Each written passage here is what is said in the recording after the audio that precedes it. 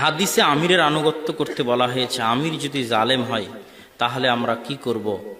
জালেম আমিরের বিরুদ্ধে আন্দোলন করা কি ঠিক হবে? সবগুলো একই রকম প্রশ্ন। খলিফা ছাড়া দেশ পরিচালনা করা হয় না, তাহলে আমরা কিভাবে সঠিক খলিফা নির্বাচন করব?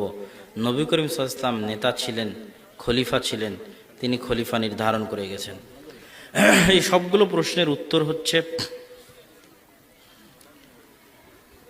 আমরা যারা মুসলমানেরা এখন বসবাস করছি বিভিন্ন রাষ্ট্রভিত্তিক বিচ্ছিন্ন অবস্থায়, এই জীবনটা শতভাগ ইসলামী খেলাফা নয়, এতে সন্দেহের বিন্দুমাত্র অবকাশ নেই।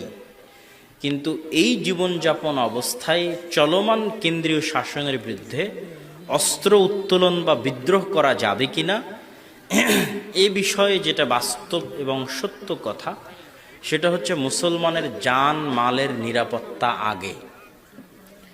আমন আমান ইসলামে সবার আগে, এক নম্বরে জান মালের নিরাপত্তা সবার আগে। তো আমি যদি বিদ্রোহ করে ক্ষমতা দখল না করতে পারি এবং পুনরায় জান মালের নিরাপত্তা প্রতিষ্ঠা না করতে পারি, তাহলে আমার জন্য বিদ্রোহ করা হারাম।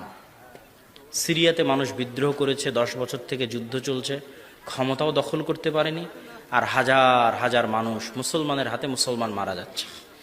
লিবিয়াতে মানুষ মুয়াম্মার আল গাদ্দাফির বিরুদ্ধে বিদ্রোহ করেছে, ক্ষমতাটাও দখল করতে পারেনি, আর হাজার হাজার মুসলমানের হাতে মারা যাচ্ছে। তাহলে এমন বিদ্রোহ হারাম।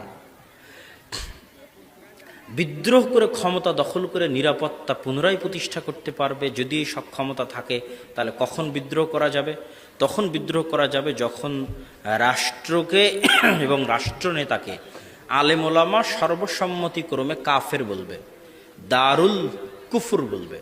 আলেম ওলামা যদি সর্বসম্মতিক্রমে রাষ্ট্রকে দারুল কুফর এবং রাষ্ট্রনেতাকে কাফের না বলে, তাহলে অস্ত্র উত্তোলন করা যাবে না, সংশোধনের জন্য চেষ্টা করতে থাকতে হবে।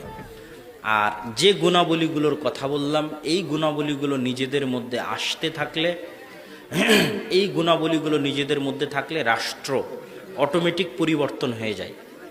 কেমনে বলি? আপনার এমপি 5 বছরের জন্য এমপি হয়েছে, কিন্তু আজকে আপনার যে ছেলেটা পুলিশে জয়েন করলো, এ কি 5 বছর? কত বছর ভাই? রিটায়ার্ড করা পর্যন্ত। ওই পুলিশটা পুলিশ থাকবে কতদিন? কথা বলেন তো, কতদিন পর্যন্ত? রিটায়ার্ড করা পর্যন্ত। আজকে যে বিচারপতি বিচারক হিসেবে, জজ হিসেবে জয়েন করলো, ও কতদিন বিচারক থাকবে? রিটায়ার্ড করা পর্যন্ত। আজকে সচিবালয়ে যে বিসিএস ক্যাডার ঢুকলো, ও কতদিন সচিবালয়ে থাকবে? রিটায়ার করা পর্যন্ত। কে ক্ষমতায় আসলো এটা দেখে লাভ নাই। তাহলে